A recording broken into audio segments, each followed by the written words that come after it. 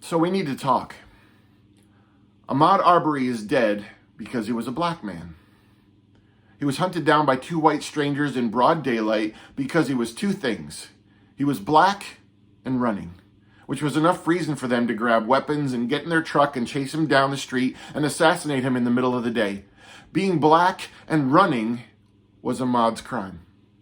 To some white people, you can't be black and running. You can't be black and standing outside a store at night. You can't be black and sitting in your car eating lunch. You can't be black and playing in a park. You can't be black and watching TV in your apartment. For some white people, you can't be black. For far too many white Americans, such things are probable cause for calls to the police and threats from a distance and physical intimidation and violent executions.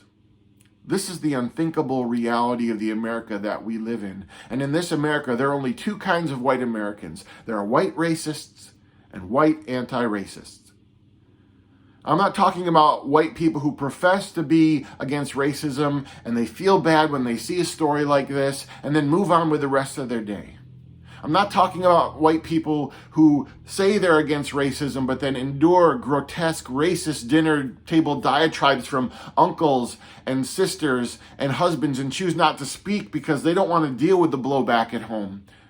I'm not talking about white people who say they're against racism and then sit through incendiary Sunday sermons from white supremacist pastors and yet find themselves in the very same pews the next Sunday and the Sunday after that.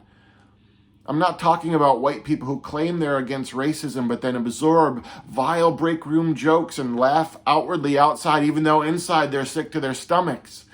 I'm not talking about people who say they're against racism and scroll past the most dehumanizing memes and videos from friends and people they've grown up with and refuse to say anything because they don't want the collateral damage that comes from confronting people they know and love.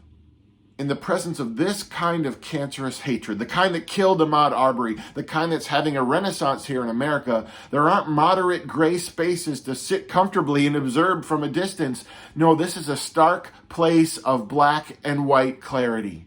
You either oppose the inhumanity or you abide it. You condemn the violence or you're complicit in it. You declare yourself a fierce and vocal adversary of bigotry or you become its silent ally.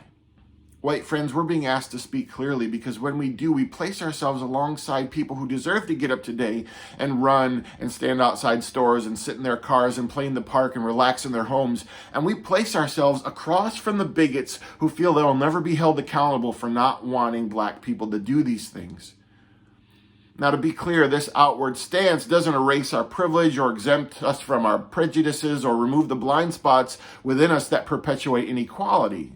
Those are realities we're going to have to continually confront in the small and the close and the quiet moments for the rest of our lives. It doesn't also dismantle systemic racism or the institutional inequalities woven into our nation from which we benefit. But what our outward declaration will do is to let other white people know where we stand, our neighbors and our pastors and coworkers and family members and social media friends. It will place us decidedly on the side of black men jogging in their neighborhoods. It will place us in unequivocal opposition to white men choosing to become judge, jury, and executioner of strangers who've never grown up acknowledging the value of a black life because so few white neighbors and pastors and coworkers and family members and social media friends told them otherwise. As of today, Ahmaud Arbery's white murderers are still free, and whether they remain free or not, the malignant racism that engineered his death will be showing itself again today. It will show its inhumanity across tables and in pulpits and in break rooms and on our news feeds and in presidential tweets. And we who live with the unearned privilege of having children and fathers and sisters who can run and stand outside stores and sit in their cars and play in the park and watch TV in their homes without fearing the taunts and punches and bullets of irrational strangers, we have an obligation to speak explicitly and loudly now.